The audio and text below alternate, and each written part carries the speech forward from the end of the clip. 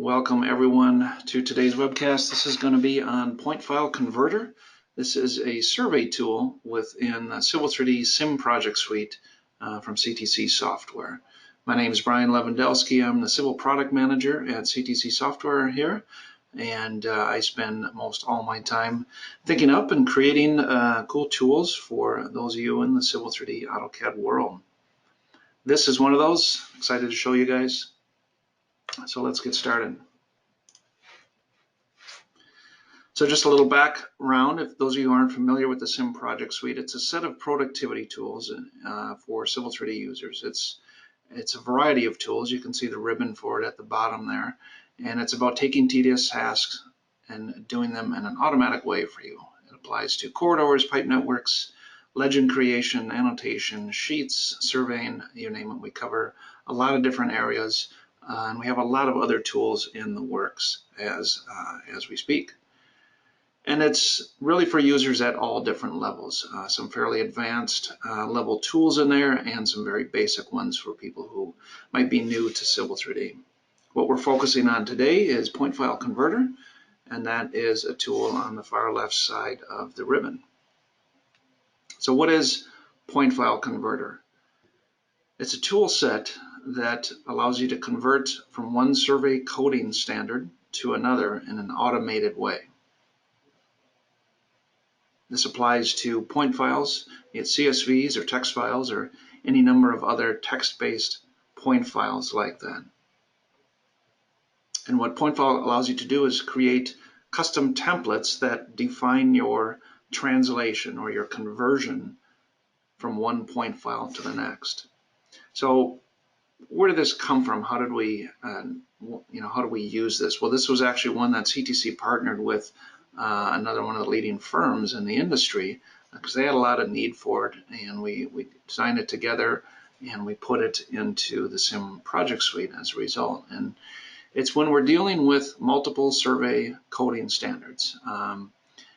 We can do translations of the point file into another standard.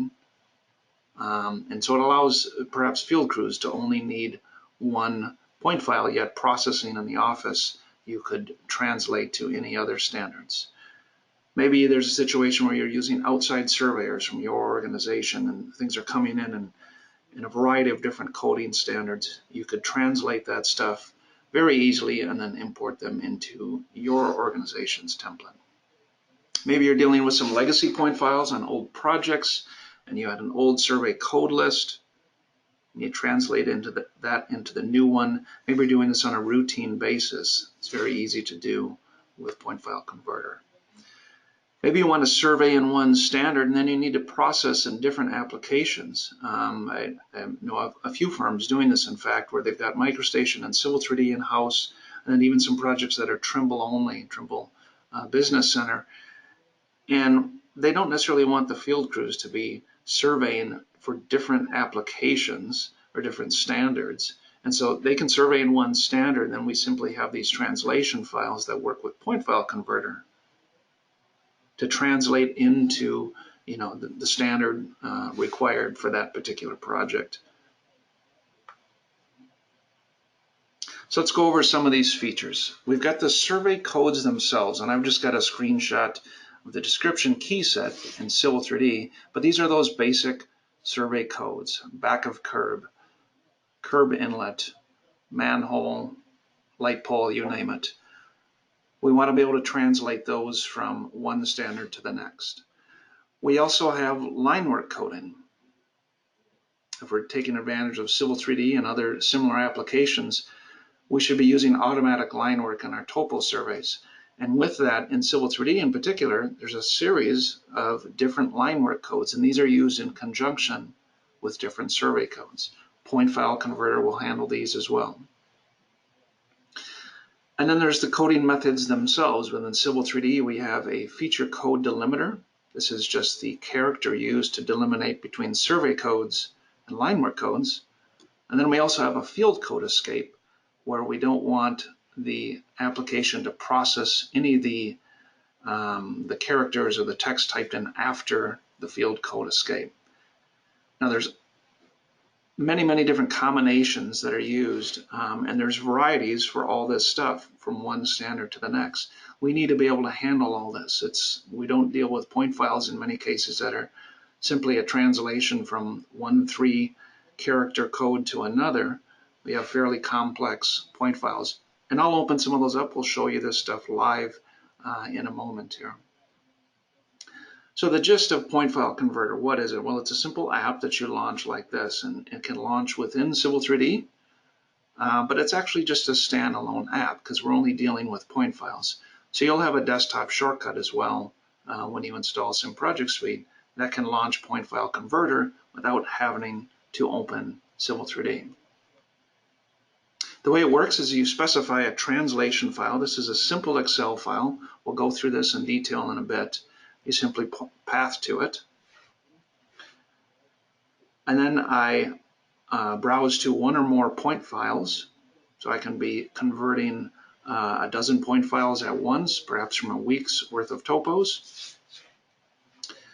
I specify how I want this to be saved. If it's a lot of point files at once, perhaps I want a prefix or suffix those point file names. And then I also have some reporting. What this tool is going to do is a lot of basically really customized, glorified find and replacing within our point files. And we know that can't be an easy one-for-one thing, but we want to trust and understand what's happening. And so we have reporting that can occur when something isn't found in the translation file. Show me what that is in a report, and we'll go through that as well. So with that, let's jump into Civil 3D. And all we're going to do here is just launch Point File Converter. But like I said, you can launch it here within the ribbon or on our desktop. You'll get a desktop icon like this. Either way, you can launch it here and it'll show up. So here's Point File Converter, just like we had seen in the PowerPoint. And let's walk through this at a couple different levels. Let's go through it fairly quickly first, so you get the gist of what's happening. And then we're going to step back and dive into some more detail on what all these different settings do for us here. So I'm going to take a look at a simple point file, and I've got this opened up right here. This topo1.csv. That's what we're taking a look at here. And I've got a description column here where I've got survey coding in a numeric standard, and then I've got line work coding in an alpha standard.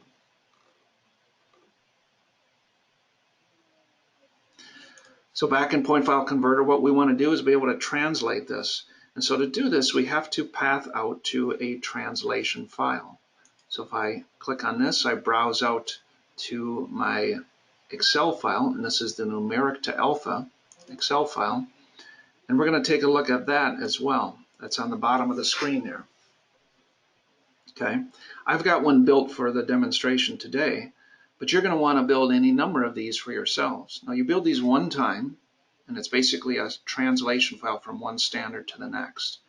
It's very intuitive. They're very easy to use. But just like all the survey standards out there are unique, there's no one single translation file. So the tool does come with it. If you see right up here, the open sample translation file, if I click on this, it will give me a sample to start with. Okay, and then I go and plug in my codes and things like that. So we will get into this in more detail in a bit, but I just want to show you quickly how it works. So I path to a translation file. We could have users who, they don't even have to know how to build these translation files. They're just instructed on how to path to them. I point out the column to convert. In this case, I've got a PNEZD file. So that's my description column right here. I don't want to do anything to the northing, the easting, or the elevation. And then I path out to a point file. The point file we're after is this one right here, this topo1.csv, this one we see in the upper right. So I can path to that. And I can even grab more of them, in fact. Right, there's the right location. I've got topo 1 through 4. Okay, so right out of the gate here, we're going to take 4 point files and translate them. They all look something like this, where they're a numeric standard. So I can hit open, and it loads all of these. I specify whether this is comma delimited or tab delimited. And then I have options for saving. I can save to the same location and then automatically put a prefix or a suffix on there. In this case, let's go ahead and put a prefix on here and then put a dash in there. And I've also got some reporting. We'll look at that in a second.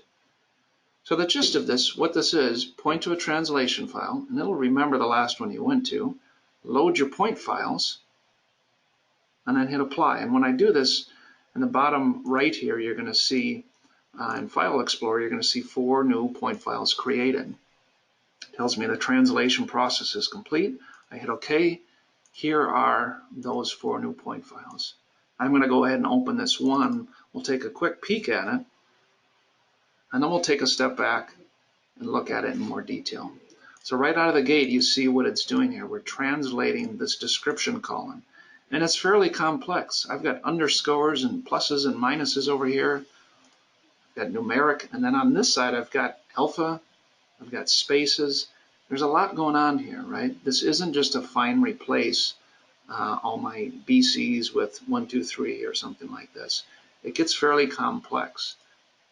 A survey standard is not just simply a list of 3 character codes. There's line work coding, there's how we delimitate, and so on. So let's take a step back. I'll close out of that new one there. How does this work here? So we'll back up, we'll delete some of these newly created ones, and let's just work with one at a time here. Okay, so you get the tool, we point to a translation file, we hit apply, boom, it makes it. Okay, when you have this set up, users can be doing this on a daily basis in a matter of seconds. The key is just to set up your translation standard. Okay, so the translation file, that's the first thing we point to here. And it's this thing right down here. How does this work? Okay, the format of this is structured to work specifically with this tool. So you want to take the Excel file that we give you with the tool and then drop in your standards. And it gives you a lot of notes explaining what this is. So let's kind of just go through these here. We only fill out the first 10 columns. Okay, that's everything we see right here. And the prefix columns are optional. Okay, let's get to those prefix ones in a bit. The first thing here is one coding standard to the other, right? We're going from a numeric standard to an alpha standard. You can copy and paste this out of Civil 3D. You know, you can, those of you who have our CIM Manager suite, you can export your description keys to Excel right here.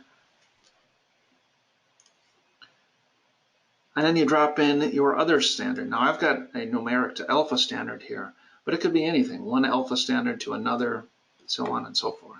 Okay, those are the basic survey codes: back of curb, building, bituminous, catch basin. Okay, those are fairly straightforward, right? But you need to spell this out, right? A translation from one code to the next, and it may not even be one for one. You might have 200 codes in one standard and 300 in another. Well, if you have to make this translation all the time, you have to spell this out. The beauty of this tool is you do it one time in this Excel file, and then Point File Converter will do it on point files whenever you need it. Okay, those are the survey codes. What about the line work codes? Well, in Civil 3D, if we're using survey databases, we should be taking advantage of the automatic line work. Not a new technology at all, but really one of the most powerful tool sets in the survey realm in Civil 3D and other similar apps. So we've got line work coding. I've got begin, I've got end line, right? All this kind of stuff. I've got some special codes down here for rectangle and extend. Then I've got my curve codes. Those might vary from one standard to the next. Okay, those you simply drop in the same column right over here. If I scroll down to the bottom, we'll see some of this line work coding. In fact, let's go ahead and expand this a bit. The point file on the right, the translation file on the left. And there I've got some translations. This is a common thing in MicroStation. Plus for begin line, dash for end line. Okay. I've got a couple customers that work in North Dakota, and they also do Minnesota work.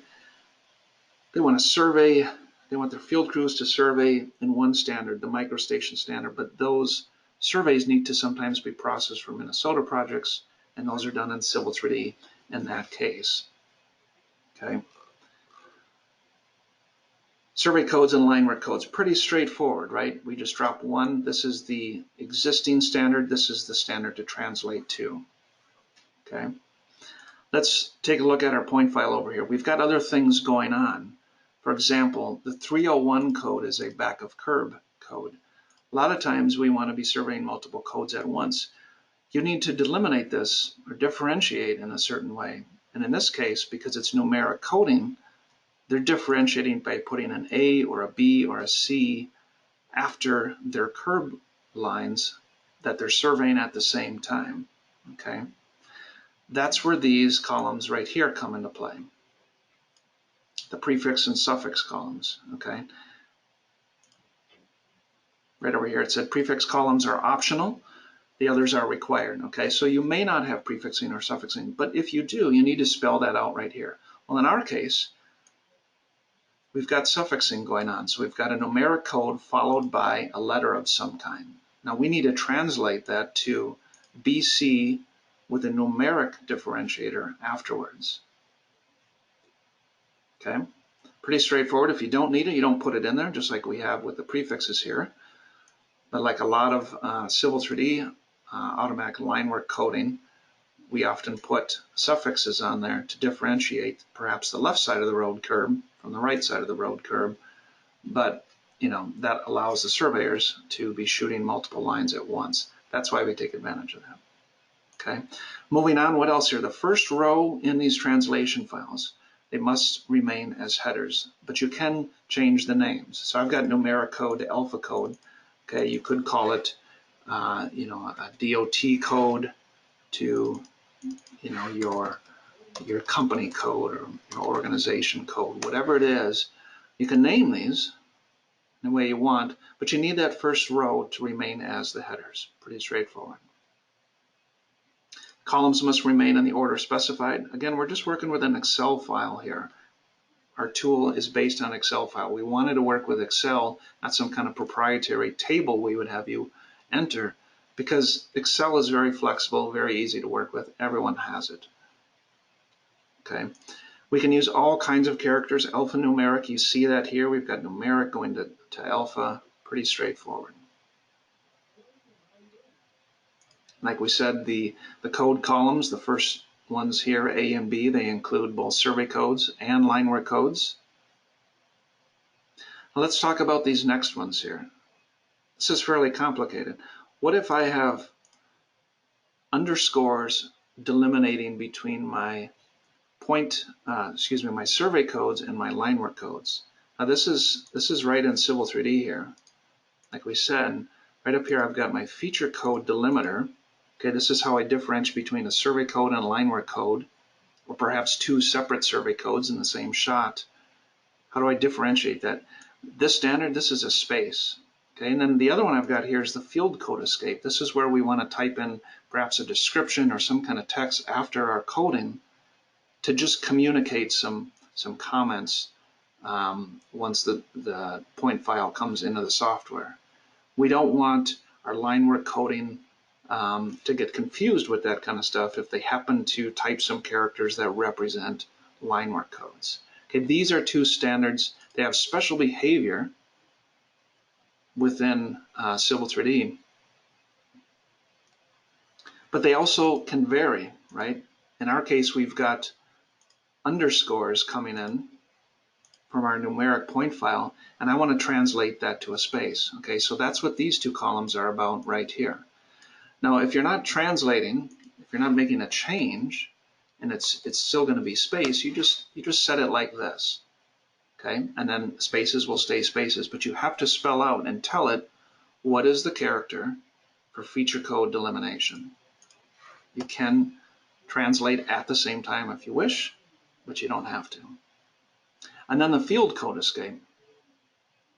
Again, you can translate if you wish. In this case, we're going from a colon to a bar. So if I take a look at this point file over here, I believe I've got a couple, yeah, I've got a situation here where they've put in a field code escape and there's a damaged catch basin, it appears. Okay. If that field code escape character doesn't change, you put the same one in both columns. If it does happen to need to be translated, you can do that at the same time. So these are multi-purpose. We're telling it what these special characters are, and if possible along the way, do we also need to translate them? Okay, so this is my translation file on the left. I would spell these out for any number of translations I need to do. You're not likely to need to do that many of them, but maybe you've got 2 or 3 in-house for any number of those reasons. Outside surveyors, trying to have one code list for your field crews, but process it in different applications, or perhaps delivered in different standards. A variety of reasons we may want to do this.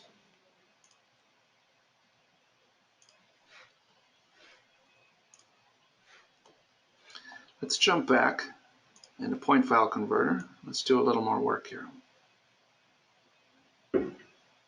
Keep that right there.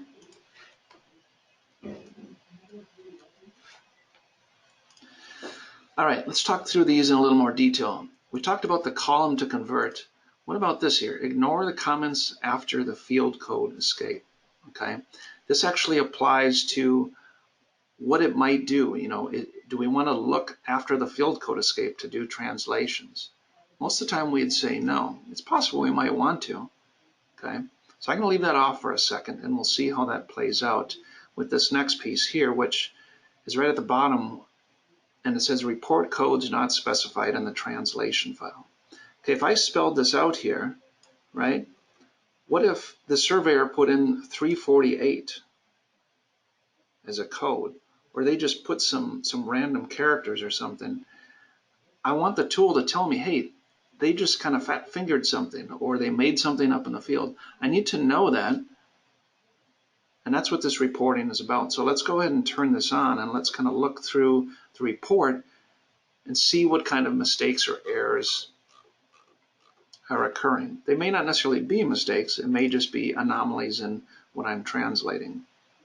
For example, I've got 3 or 4 rather sets of line work codes down here, but in Simple 3D we've got all sorts of other types of line work coding. Some of that coding may not vary from one standard to the next. If that's the case, you don't even need to put it in your translation file, but it will show up in your report and say, hey, I can't find this file. So let's take a look at this. I'm going to turn this on, report codes not specified in the translation file, and then we're going to keep just that one point file loaded. That's the one you see right up here. And we're going to hit apply. And then here's this report that comes up. You'll see the point file showed up down here. It was created. And what's it telling me? It's telling me there's a variety of errors and issues here. So we can take a look at it. The H.5, there's no conversion code for this. Well, that's right up here where we're using horizontal and vertical offset coding. Now, I happen to know that that standard isn't changing from one to the next, so I'm okay with that. Let's go ahead and open up this other point file as well so we can see this being translated. Okay, so on the bottom, this is the translated point file into the alpha standard, and on the top, it's the numeric. We see a whole bunch of these horizontal and vertical offset codes. We're good with that. We don't want to change that standard, and we see that taking effect right down here. We see a lot of other things too.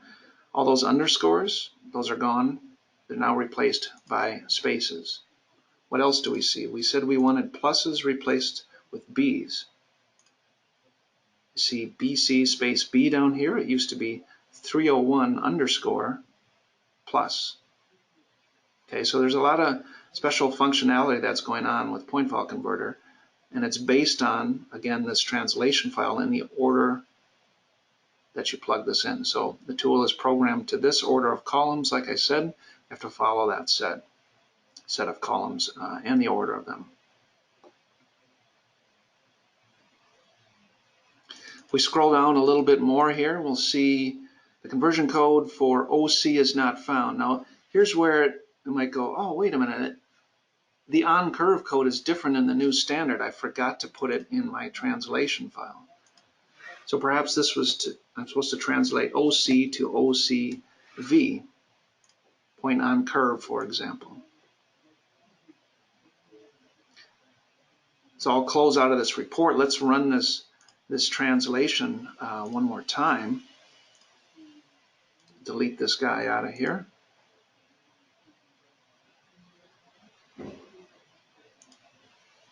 Run that again, and now you see that OC code is gone, and it did translate. Open this one up again.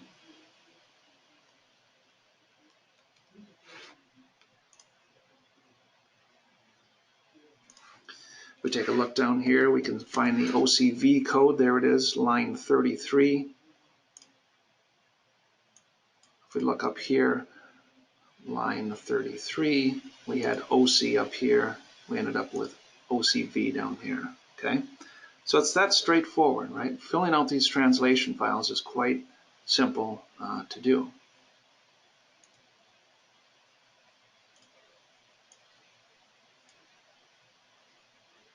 Let's move along here.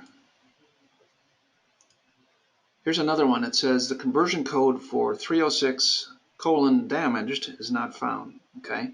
That's where this checkbox right here comes into play. Because if you've got comments out there, it's going to think that's some kind of coding, and then it's going to give you a report and say, hey, those aren't codes. What do you want me to do with this? Okay, so if we've got that happening, we want to ignore comments after the field code escape.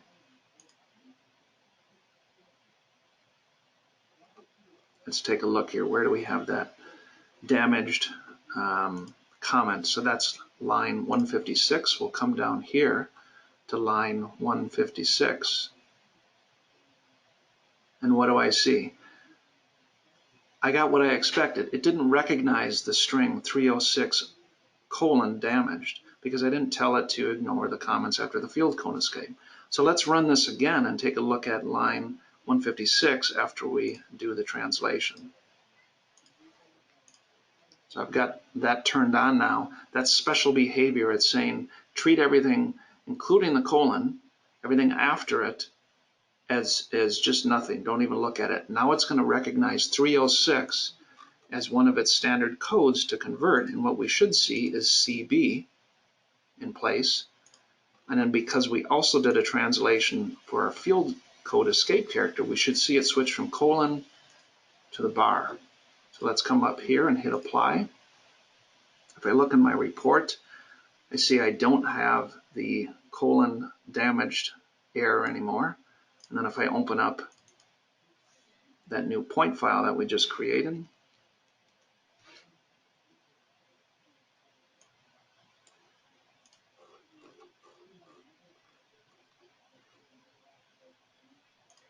now it translated to CB bar damaged. Still got my comments in place.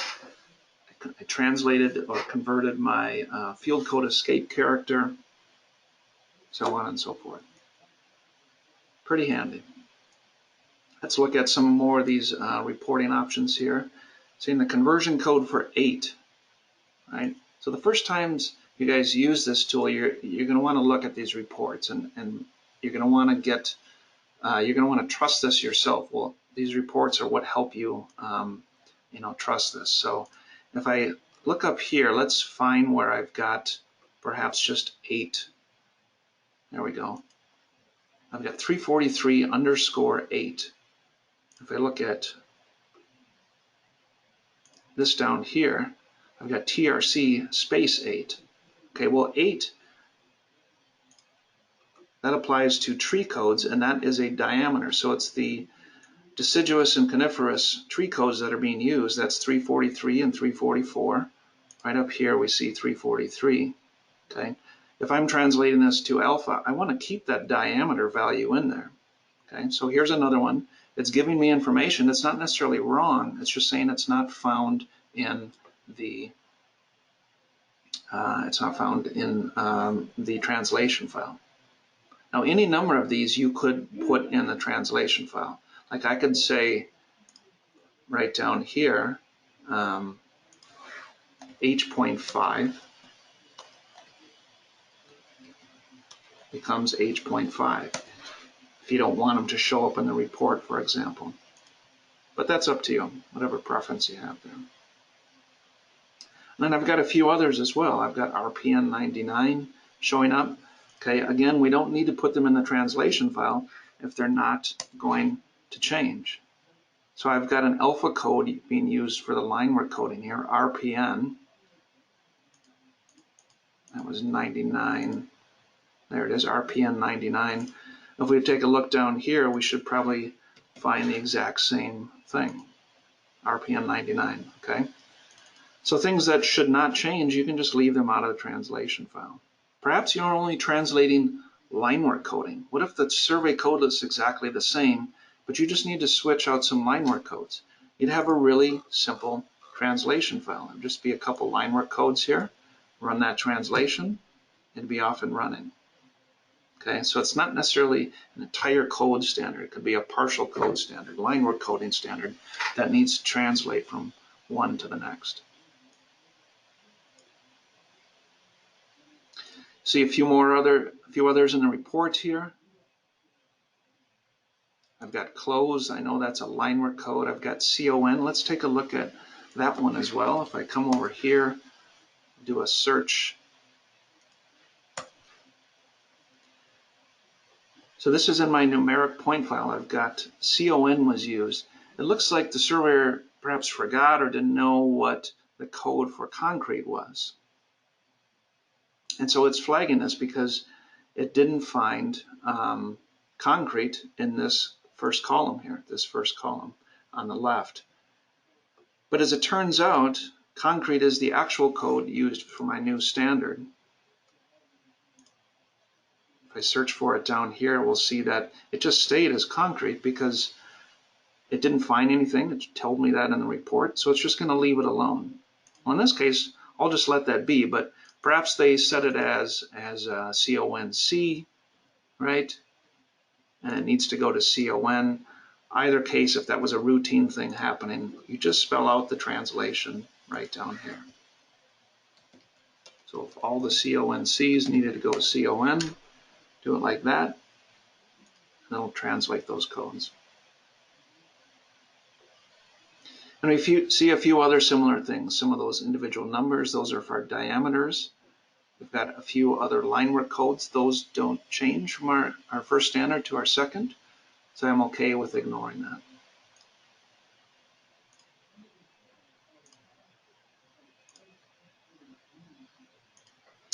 So this translation file, like I said, you're not building this every time you're converting a point file from one standard to the other. You build this as perhaps CAD managers or survey managers or someone who sets this up, right? This becomes a part of your CAD standards or your survey standards files. And whatever translations you might have to do, you guys might only have one to the other. You just simply build this, try it out a little bit, and then you just point all your users to this point file converter. They can run that as part of their standard process when they bring point files in, run the translation on it, and you're off and running. And it's straightforward. These are just point files. There's nothing magical going on here.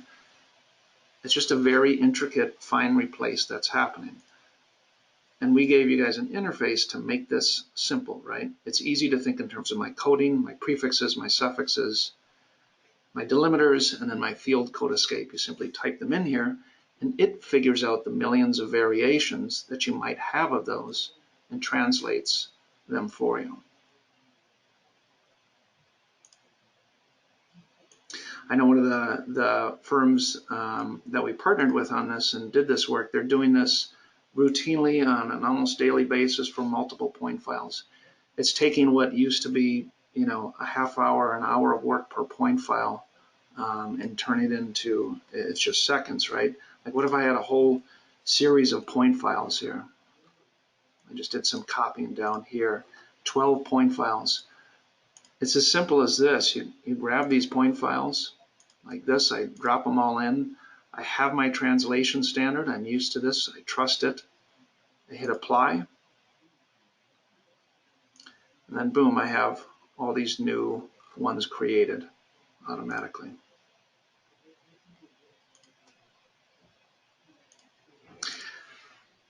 I've worked in the Civil 3D and the AutoCAD world for a long time, and for 10 years now I've also been in kind of the consultant supporting role.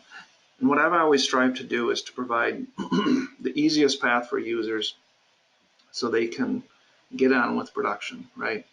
Manual find replacing in a point file, that's not production. That's not what engineers and technicians and surveyors are hired to do, right? They're designed or hired to design and create and do the more complex work that surveyors and all of us do, right? So we're trying to take those tedious tasks, we're trying to speed them up, and we're also trying to bring consistency to it.